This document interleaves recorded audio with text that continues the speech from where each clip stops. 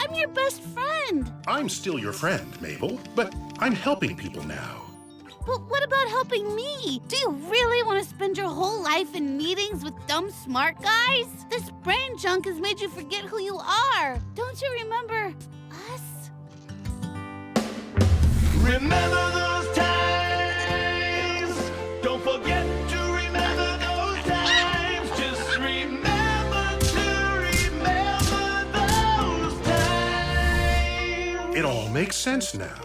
What good is helping the world if I can't help my favorite person in the world? It's a good thing I built in a dum-dum switch. Waddles, don't! Wait! I'm sorry, Dipper. In my last 8 seconds of consciousness, I want you to know that science is a horizon to search for, not a prize to hold in your hand. Also, I miss getting my tummy tickled. What's good with y'all? What's good?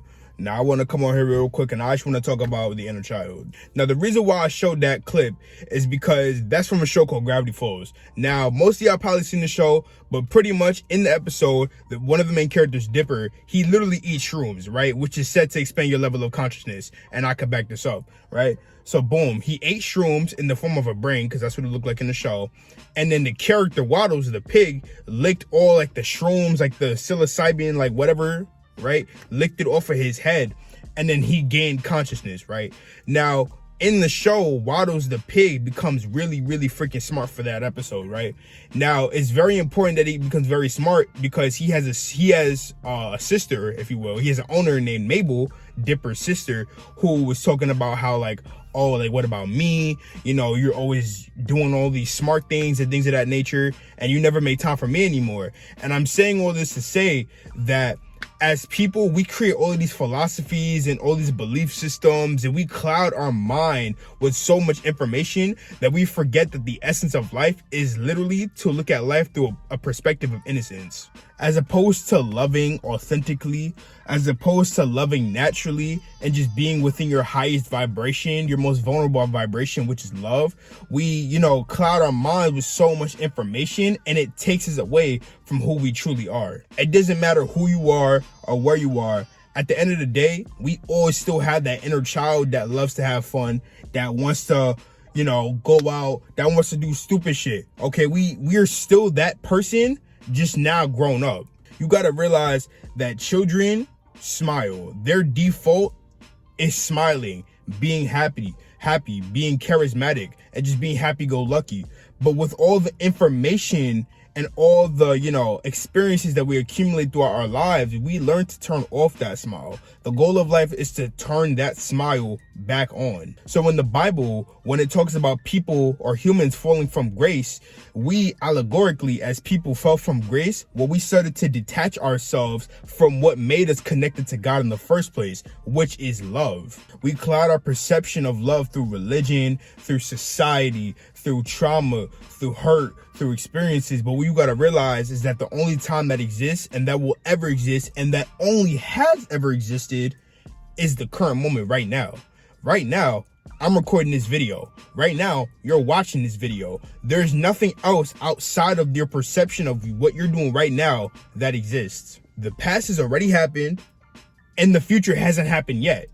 So you allow yourself, your mind is so clouded with shit to do as opposed to just being loving and being thankful that you're even alive right now. Because your past at one point was the present and your future is going to be the present. There's no such thing as time outside of the present moment. The goal of life is to be innocent. The goal of life is to look at life through a space of innocence with a mix of morality. As people, we trap ourselves in a box of who we are versus who we think we are. And 9 times out of 10, who we think we are is as a result of the collection of everybody else's opinions about us and who we actually are. For example, right? People talk about how homosexuality is horrible. You're this phobic, you're that phobic, right? It doesn't matter. If you, as a person, if you love somebody, right? It doesn't matter who consciousness or God decides to express themselves as. If you love somebody, you love somebody. Your emotions are the ultimate truth. How is somebody going to tell you that how you feel is wrong? It's how you feel. How you feel can't be wrong because it's about you. You're the only one living your life, nobody else. So with that being said, love is unconditional. Loving somebody is without the restriction of any other programming that was given to you by somebody else. It doesn't matter who you are or what you do. God doesn't put us in this life for us to be sad, for us to have all of these conditions and stipulations on our mind. God puts us in this life to experience his invisible will and to make it visible. Although it's great to have a lot of information, although it's great to be very smart, there is such a thing as being too woke and being too conscious. Because when you're too woke and too conscious of yourself, you start to, place yourself into this box of always judging yourself. And what's funny about that is that comparison and judgment is the thief of joy. As opposed to going about your life naturally, authentically, and just enjoying what you got going on, you are literally judging yourself based off of the perception of other people. An opinion is literally a thought or an idea in your mind that makes sense. And a lot of our opinions are actually projected through us through what we believe people are going to tell us. So when you have the perception that you're fat or that you're ugly or that you're this or you're that, those are literally other people's projections being projected onto you. As a kid, you don't come out the womb being sad. You don't come out the womb, thinking that you're fat or that you're ugly. These are all learned behaviors from other people around us. So when I say reverting back to our childlike self, it's about stripping away what makes us not us and going back to what makes us us. Ultimately, it doesn't matter what people tell us or what people say about us. Although it's very important to heed what people are telling us, it's very important that we don't internalize their negative opinions and emotions about us, because those people who are the most judgmental have the most shit within themselves that they haven't dealt with. Like, think about it.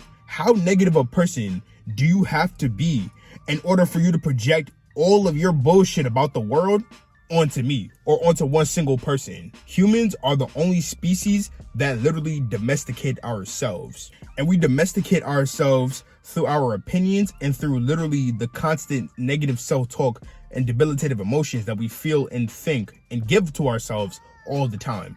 Now, what I mean by domestication is that humans, I don't care if you agree with it or not, humans are animals. Now, when I say that we're animals, I'm not talking about we're fucking stupid or that we're retarded. No, I'm saying that humans are animals, as in we are not separate from any other living organism on the planet. So with that being said, humans are animals. And like animals, we as humans, as people, we domesticate other animals, such as dogs. You can't really domesticate a cat, but you can inhabit a cat into your own house. We domesticate birds and etc., things of that nature. So with that being said, humans domesticate ourselves with the idea of what's acceptable and what's not acceptable in society so that we can stay in line. God said, "Let there be light." And that light is literally God manifesting us people, us entities into existence. So this idea that we're not perfect is you literally calling God not perfect. We've subscribed ourselves to the idea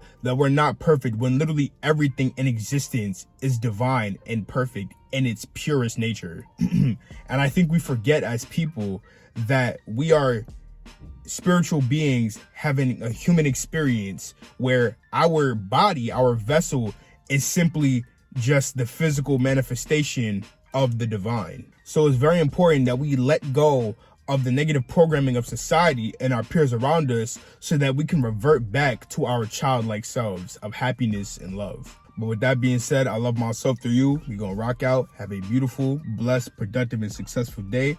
And the goal of life is not just to be infinitely great, it's to be greater than infinity. Peace.